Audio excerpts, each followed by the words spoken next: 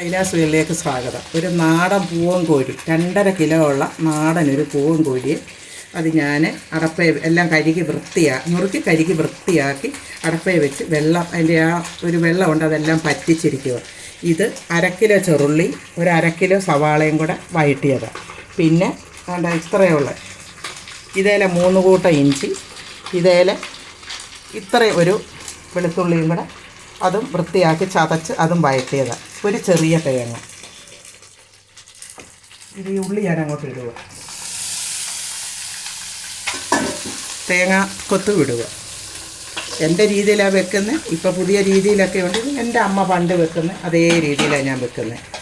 മുളക് പൊടി മുളക് പൊടി 4 സ്പൂണ്, ഈ സ്പൂണിന് 4 സ്പൂണ് മല്ലിപ്പൊടി, ഇതിന് എരിയുള്ള 3 സ്പൂൺ ഇതിൻ്റെ എരിയുള്ള മുളക്, എരിയില്ലാത്ത പിരിയമുളകിൻ്റെ പൊടി ഇതിന് 4 സ്പൂണ്. അങ്ങനെ ആ മല്ലിയും മുളകും കൂടെ പൊടി വറുത്ത് വെച്ചേക്കുക. അത് നമുക്കിടാം.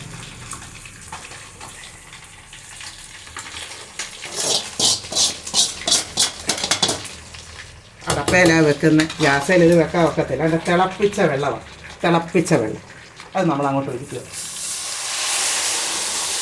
തിളപ്പിച്ച വെള്ളം അത് നമ്മളങ്ങോട്ട് ഒഴിച്ചു.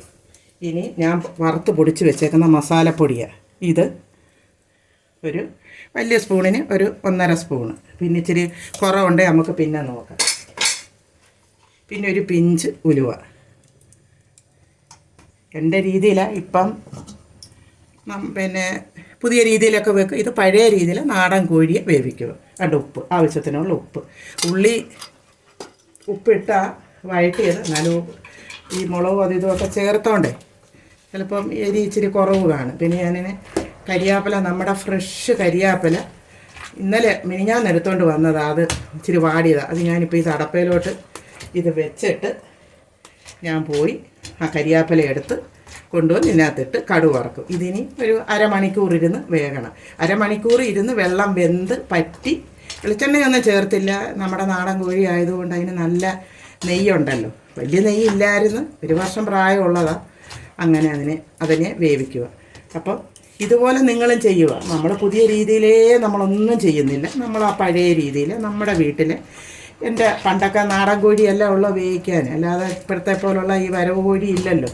അപ്പോൾ ആ പഴയ രീതി വേവിച്ച് ഈ വീഡിയോയെ ഈ നാടൻ കോഴിയെ വേവിച്ച് അതിൻ്റെ അളവും കാര്യങ്ങളും ഒക്കെ ഞാൻ പറഞ്ഞു. 2.5 കിലോ ഉണ്ടായിരുന്നു. എല്ലാം വേസ്റ്റൊക്കെ കളഞ്ഞ് 2.5 കിലോ ഉള്ളൊരു പൂവനാണ്. അതിൻ്റെ ഗ്രേവികളും അതിൻ്റെ കാര്യങ്ങളും ഒക്കെ ഞാൻ പറഞ്ഞത്. നിങ്ങളും ഇതുപോലെ ചെയ്യണം. ഈ വീഡിയോ കണ്ട് ഇഷ്ടപ്പെട്ടാൽ എന്നെ ലൈക്ക് ചെയ്യണം, ഷെയർ ചെയ്യണം. ഓക്കേ.